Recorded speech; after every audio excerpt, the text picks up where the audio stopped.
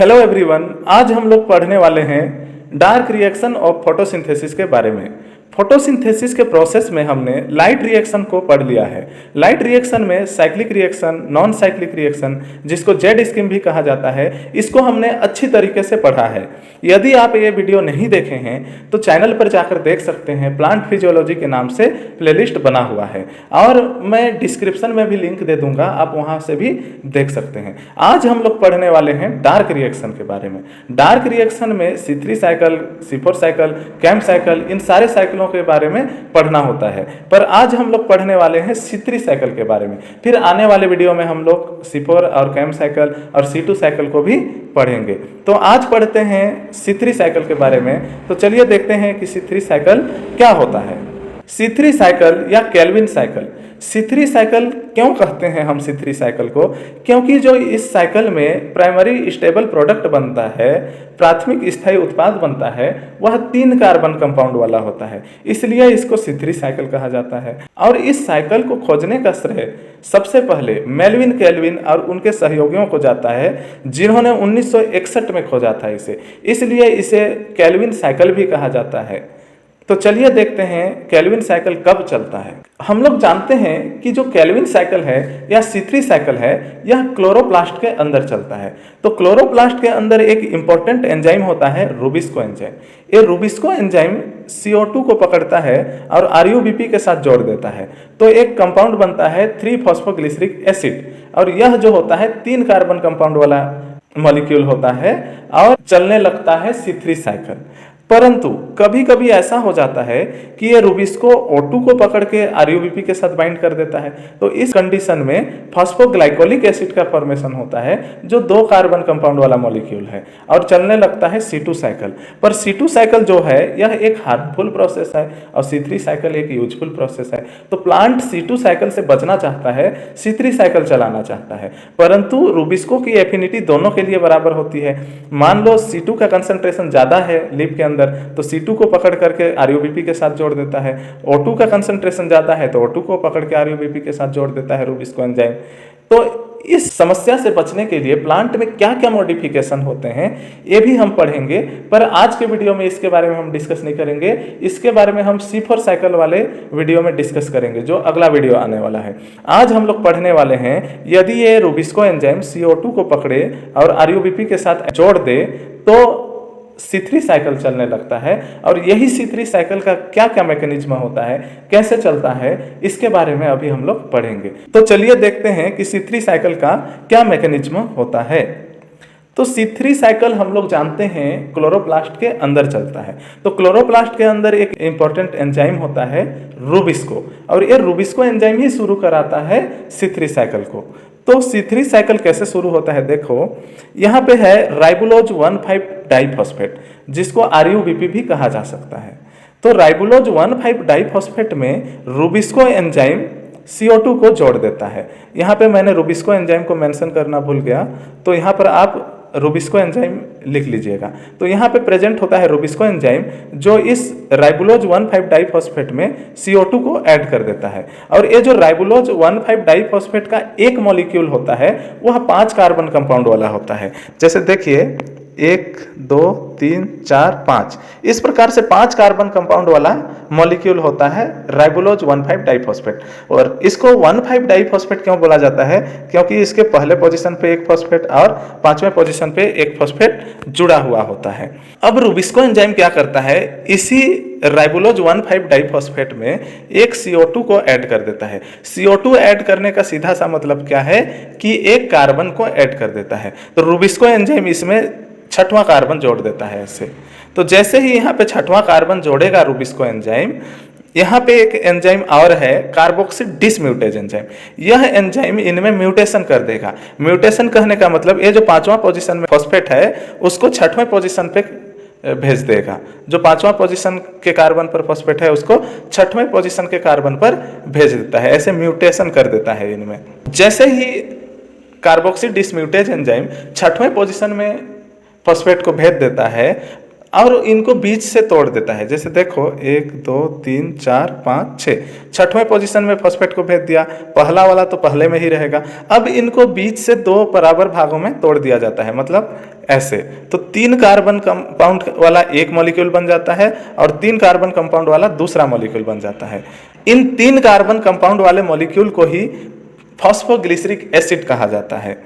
तो राइबोलोज 1,5 डाइफॉस्फेट के एक मॉलिक्यूल में एक कार्बन जोड़कर उसको बीच से तोड़ दिया जाता है तो 2 मॉलिक्यूल बनते हैं फॉस्फोग्लिसरिक एसिड के।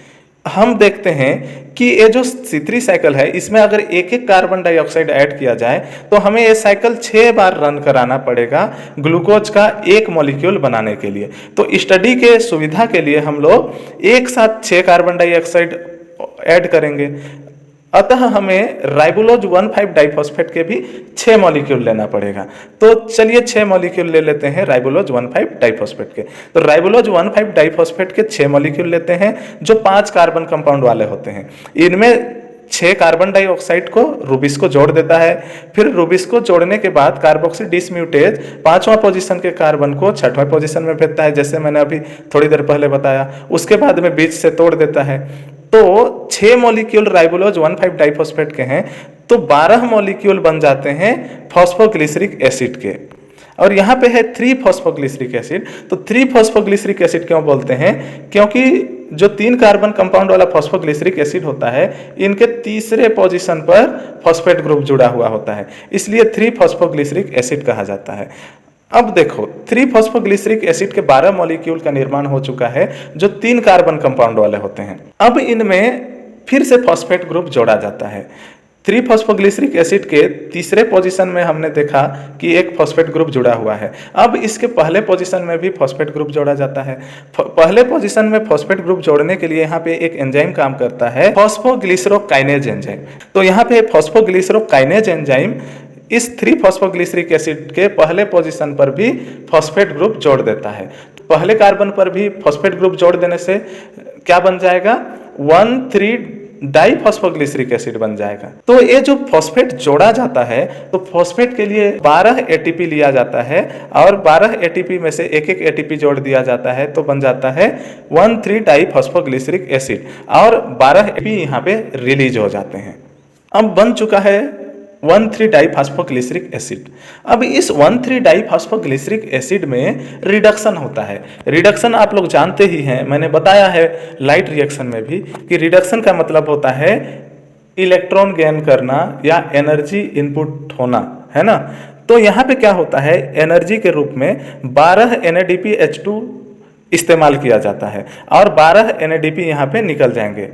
साथ ही साथ यहाँ पे 12H2PO4 निकलता है, अर्थात यहाँ पे 12 फॉस्फेट को भी निकाल दिया जाता है। जब 12 फॉस्फेट वापस निकल जाएंगे तो एक मॉलिक्यूल बनता है, उसको बोला जाता है 3 फॉस्फोग्लिसरैल्डिहाइड। देखो यहाँ पे 1,3 डाइफॉस्फोग्लिसरिक एसिड था, अब उसमें से पहले पोजीशन से 12 मॉलिक्यूल में से सारे मॉलिक्यूल से फॉस्फेट हट चुके हैं तो क्या बन जाएगा? 3 फॉस्फोग्लिसरैल्डिहाइड। और इस प्रोसेस को कराने वाला जो एंजाइम होता है उस एंजाइम का नाम है 3 फॉस्फोग्लिसरैल्डिहाइड डिहाइड्रोजिनेज एंजाइम। अब हमारा 3 फॉस्फोग्लिसरैल्डिहाइड मॉलिक्यूल बन चुका है। 3 फॉस्फोग्लिसरैल्डिहाइड के भी 12 मॉलिक्यूल हैं जो 3 कार्बन कंपाउंड वाले हैं, पर ये जो 3 फॉस्फोग्लिसरैल्डिहाइड हैं इनके 12 मॉलिक्यूल एक साथ आगे यूज में नहीं आते हैं, इसके कुछ कुछ मॉलिक्यूल यूज में आते हैं। जैसे 3 फॉस्फोग्लिसरैल्डिहाइड के 5 मॉलिक्यूल अपने आइसोमर फॉर्म में कन्वर्ट हो जाते हैं, डाइहाइड्रोक्सी एसीटोन फॉस्फेट में कन्वर्ट हो जाते हैं और इनको कन्वर्ट करने वाला एंजाइम होता है ट्रायोज फॉस्फेट आइसोमरेज। अब ये डाइहाइड्रोक्सी एसीटोन फॉस्फेट के 5 मॉलिक्यूल जो 3 कार्बन कंपाउंड वाले ही होंगे, इनमें से 3 मॉलिक्यूल और ये जो 3 फॉस्फोग्लिसरैल्डिहाइड के 3 मॉलिक्यूल आपस में कंबाइंड होकर एल्डोलेज एंजाइम के प्रेजेंस में फ्रक्टोज 1,6 डाइफॉस्फेट का फॉर्मेशन करते हैं। कैसे करते हैं? देखो, ये जो डाइहाइड्रोक्सी एसीटोन फॉस्फेट है इसमें क्या होता है, 3 कार्बन कंपाउंड वाले मॉलिक्यूल होते हैं, 1 2 3, इसके तीसरे पोजीशन पे एक फॉस्फेट जुड़ा हुआ है। उसके बाद में देखो ये जो 3 फॉस्फोग्लिसरल्डिहाइड है ये भी 3 कार्बन कंपाउंड वाला है, 1 2 3, इसके भी तीसरे पोजीशन पे एक फॉस्फेट जुड़ा हुआ है।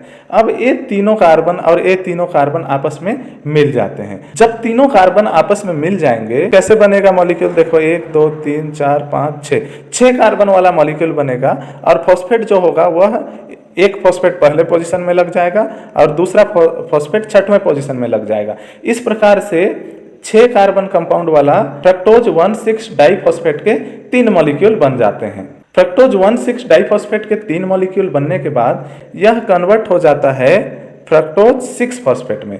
और इसको फ्रक्टोज 6 फॉस्फेट में कैसे बदला जाता है, यहाँ पे एक फॉस्फेटेज एंजाइम काम करता है और फॉस्फेटेज एंजाइम का काम होता है फॉस्फेट को हटाना या फॉस्फेट को नष्ट करना। तो फॉस्फेट को हटाने के लिए यहाँ पे वाटर को इन्वॉल्व किया जाता है और 3H2PO4 के फॉर्म में 3 फॉस्फेट बाहर निकाल दिए जाते हैं। जब 3 फॉस्फेट यहाँ से बाहर निकाल दिए जाते हैं तो पहले पोजीशन में जो फॉस्फेट था वह तो हट जाता है, तो छठवें पोजीशन में सिर्फ फॉस्फेट बचता है, तो उस मॉलिक्यूल को बोलते हैं फ्रक्टोज 6 फॉस्फेट। ये भी 6 कार्बन कंपाउंड वाला होगा और 3 मॉलिक्यूल इसके भी बनेंगे। अब इस फ्रक्टोज 6 फॉस्फेट में से एक मॉलिक्यूल कन्वर्ट हो जाता है ग्लूकोज में। फ्रक्टोज 6 फॉस्फेट में से एक मॉलिक्यूल बना लेता है ग्लूकोज और बाकी बचे 2 मॉलिक्यूल फॉस्फोग्लिसरल्डिहाइड के 2 मॉलिक्यूल के साथ कंबाइंड होते हैं और 2 कंपाउंड बनाते हैं, एक तो इरिथ्रोज 4 फॉस्फेट और एक जैल्यूलोज 5 फॉस्फेट। देखो फ्रक्टोज 6 फॉस्फेट के पास है 6 कार्बन, 1 2 3 4 5 6 कार्बन और इसके छठवें पोजीशन में फॉस्फेट जुड़ा हुआ है। और 3 फॉस्फोग्लिसरल्डिहाइड के पास है 3 कार्बन, 1 2 3 और इसके भी तीसरे पोजीशन में फॉस्फेट जुड़ा हुआ है। तो अब क्या होता है, देखो इसका जो पहला पोजीशन का कार्बन होता है यह यहाँ से निकल करके यहाँ जुड़ जाएगा यहाँ, तो क्या बन गया 4 कार्बन कंपाउंड इधर हो गए और 5 कार्बन कंपाउंड इधर हो गए। तो इस प्रकार से जो 5 कार्बन कंपाउंड होते हैं वह बना लेते हैं जैल्यूलोज 5 फॉस्फेट और 4 कार्बन कंपाउंड वाला मॉलिक्यूल कहलाता है इरिथ्रोज 4 फॉस्फेट। तो इरिथ्रोज में 4 कार्बन होते हैं जिसमें चौथे पोजीशन में फॉस्फेट जुड़ा होता है और जैल्यूलोज में 5 कार्बन होते हैं जिसमें 5वें पोजीशन पे फॉस्फेट जुड़ा हुआ होता है। तो इस प्रकार से फॉस्फोग्लिसरल्डिहाइड के 2 मॉलिक्यूल और फ्रक्टोज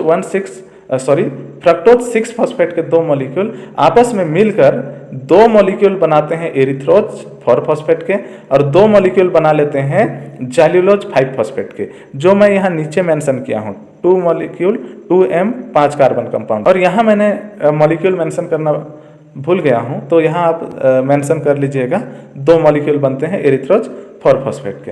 अब erythrose 4 phosphate oxy acetone phosphate के 2 मॉलिक्यूल के साथ मिलकर सिडोहेप्टुलेज 7 फॉस्फेट का निर्माण करते हैं। देखो एरिथ्रोज 4 फॉस्फेट जो है इसके पास 4 कार्बन है, 1 2 3 4 कार्बन, जिसके चौथे पोजीशन पे फॉस्फेट जुड़ा है और डाइहाइड्रोक्सी एसीटोन फॉस्फेट के पास 3 कार्बन है जिसके तीसरे पोजीशन पे फॉस्फेट जुड़ा हुआ है। तो ये तीनों कार्बन और ये चारों कार्बन आपस में मिल जाते हैं तो 7 कार्बन वाला कंपाउंड बनाते हैं। तो उस 7 कार्बन कंपाउंड को बोला जाता है सेडोहेप्टुलेज 1,7 डाइफॉस्फेट कहा जाता है, क्योंकि एक फॉस्फेट इधर से और एक फॉस्फेट इधर से आता है। तो सेडोहेप्टुलेज 1,7 डाइफॉस्फेट का फॉर्मेशन होता है और इसको कराने वाला एंजाइम होता है ट्रांस एल्डोलेज एंजाइम। अब ये जो सेडोहेप्टुलेज 1,7 डाइफॉस्फेट है इसके फर्स्ट पोजीशन के फॉस्फेट को हटा दिया जाता है। फर्स्ट पोजीशन के फॉस्फेट को हटाने का काम करता है यहाँ पे फॉस्फेटेज एंजाइम। यहाँ से फॉस्फेट को हटाने के लिए वाटर इन्वॉल्व होता है और फॉस्फेट को बाहर कर दिया जाता है। तो फॉस्फेट को बाहर कर देने पर जो मॉलिक्यूल बनता है वह कहलाता है सिडोहेप्टुलेज 7 फॉस्फेट, क्योंकि पहले पोजीशन में से फॉस्फेट हट चुका है तो सेडोहेप्टुलेज 7 फॉस्फेट कहलाता है। इस प्रकार से सेडोहेप्टुलेज 7 फॉस्फेट के 2 मॉलिक्यूल बन जाते हैं। अब सेडोहेप्टुलेज 7 फॉस्फेट के 2 मॉलिक्यूल और यहाँ बचे हुए हैं फॉस्फोग्लिसरल्डिहाइड के 2 मॉलिक्यूल, ये दोनों आपस में कंबाइंड करते हैं और 2 मॉलिक्यूल बनाते हैं जैल्यूलोज 5 फॉस्फेट के और 2 मॉलिक्यूल बना लेते हैं राइबोज 5 फॉस्फेट के। ये कैसे बनाते हैं, देखो सेडोहेप्टुलेज 7 फॉस्फेट के पास है 7 कार्बन, 1 2 3 4 5 6 7 कार्बन, जिसके 7 पोजीशन पे फॉस्फेट जुड़ा हुआ है और 3 फॉस्फोग्लिसरैल्डिहाइड के पास है 3 कार्बन, जिसके तीसरे पोजीशन पे फॉस्फेट जुड़ा हुआ है। जब सेडोहेप्टुलेज 7 फॉस्फेट और 3 फॉस्फोग्लिसरैल्डिहाइड आपस में कंबाइंड करते हैं, तब सेडोहेप्टुलेज 7 फॉस्फेट में से पहले और दूसरे कार्बन यहाँ से चले जाते हैं और 3 फॉस्फोग्लिसरैल्डिहाइड के साथ जुड़ जाते हैं ऐसे। तो यहाँ पे 3 फॉस्फोग्लिसरैल्डिहाइड के पास 5 कार्बन कंपाउंड वाला मॉलिक्यूल बन जाता है और यहाँ भी 5 कार्बन कंपाउंड वाला मॉलिक्यूल बन जाता है। इस प्रकार से 5 कार्बन कंपाउंड वाला जाइलुलोज 5 फॉस्फेट भी बन जाता है और 5 कार्बन कंपाउंड वाला राइबोज 5 फॉस्फेट भी बन जाता है, क्योंकि 3 फॉस्फोग्लिसरैल्डिहाइड के 2 मॉलिक्यूल हैं और सेडोहेप्टुलेज के भी 2 मॉलिक्यूल हैं। इसीलिए 2 मॉलिक्यूल बनते हैं जाइलुलोज 5 फॉस्फेट के और 2 मॉलिक्यूल बनते हैं राइबोज 5 फॉस्फेट के। देखिए, जाइलुलोज 5 फॉस्फेट इधर से भी बना था और इधर से भी बन रहा है। तो इधर से जो जाइलुलोज 5 फॉस्फेट बना था उसको मैंने यहाँ मेंशन किया है 2 मॉलिक्यूल 5 कार्बन कंपाउंड, और इधर से जो जाइलुलोज 5 फॉस्फेट बना उसको मैंने यहाँ मेंशन किया है 2 मॉलिक्यूल 5 कार्बन कंपाउंड वाला। मतलब टोटल जाइलुलोज 5 फॉस्फेट कितने हैं? इधर से 2 और इधर से 2, 4 जाइलुलोज 5 फॉस्फेट हो गए और 2 राइबोज 5 फॉस्फेट हो गए। अब ये जो राइबोज 5 फॉस्फेट है यह कन्वर्ट हो जाता है राइबुलोज 5 फॉस्फेट में, क्योंकि राइबोज 5 फॉस्फेट का आइसोमर फॉर्म होता है राइबुलोज 5 फॉस्फेट। तो इसको कन्वर्ट करने का काम करता है फॉस्फोराइबोज आइसोमरेज एंजाइम। अब यहाँ पे है जाइलुलोज 5 फॉस्फेट के 4 मॉलिक्यूल, तो जाइलुलोज 5 फॉस्फेट के भी 4 मॉलिक्यूल कन्वर्ट हो जाते हैं राइबुलोज 5 फॉस्फेट में, क्योंकि जो जाइलुलोज 5 फॉस्फेट है यह एपीमर है राइबुलोज 5 फॉस्फेट का। तो इसको कन्वर्ट करने वाला जो एंजाइम होता है वह होता है राइबोज फॉस्फेट एपीमरेज एंजाइम। यह एंजाइम जाइलुलोज 5 फॉस्फेट को कन्वर्ट कर देता है राइबुलोज 5 फॉस्फेट में, जो इसका एपीमर होता है। तो इस प्रकार से 4 मॉलिक्यूल इधर से और 2 मॉलिक्यूल इधर से, टोटल 6 मॉलिक्यूल बन जाते हैं राइबुलोज 5 फॉस्फेट के। तो राइबुलोज 5 फॉस्फेट में 5वें पोजीशन पे फॉस्फेट जुड़ा हुआ होता है और ये 5 कार्बन कंपाउंड वाले मॉलिक्यूल होते हैं। अब इसके पहले पोजीशन में फॉस्फेट जोड़ना होता है, जिससे कि ये वापस से राइबुलोज 1,5 डाइफॉस्फेट बन सके और राइबुलोज 1,5 डाइफॉस्फेट में कार्बन डाइऑक्साइड बनाकर वापस से इस साइकिल को रन कराया जा सके। इसके लिए राइबुलोज 5 फॉस्फेट के पहले पोजीशन में भी फॉस्फेट जोड़ना अनिवार्य है। तो राइबुलोज 5 फॉस्फेट के पहले पोजीशन में फॉस्फेट जोड़ने के लिए एक एंजाइम काम करता है यहाँ पे, उस एंजाइम को कहा जाता है फॉस्फोराइबुलोज काइनेज एंजाइम। फॉस्फोराइबुलोज काइनेज एंजाइम, ये एंजाइम 6 एटीपी का इस्तेमाल करता है, 6 एडीपी निकलते हैं और 6 एटीपी का इस्तेमाल करके राइबुलोज 5 फॉस्फेट के पहले पोजीशन में भी फॉस्फेट जोड़ देता है और इस प्रकार से राइबुलोज 1,5 डाइफॉस्फेट पुनः बन जाता है 6 मॉलिक्यूल। और राइबुलोज 1,5 डाइफॉस्फेट में फिर से CO2 जोड़ा जाएगा और यही साइकिल फिर से रन कराया जाएगा। तो इस प्रकार से C3 साइकिल चलता है। तो आई होप आप लोगों को समझ में आया होगा C3 साइकिल कि C3 साइकिल का क्या मैकेनिज्म होता है, कैसे चलता है C3 साइकिल। आगे हम लोग पढ़ने वाले हैं C4 साइकिल के बारे में और कैम्प साइकिल के बारे में, वो भी ऐसे ही डिटेल में पढ़ने वाले हैं। तब तक के लिए हमारे चैनल को सब्सक्राइब कर लीजिएगा और बेल आइकन को प्रेस कर लीजिएगा, ताकि मैं जब भी वीडियो अपलोड करूं आप लोगों को नोटिफिकेशन मिल पाए। धन्यवाद।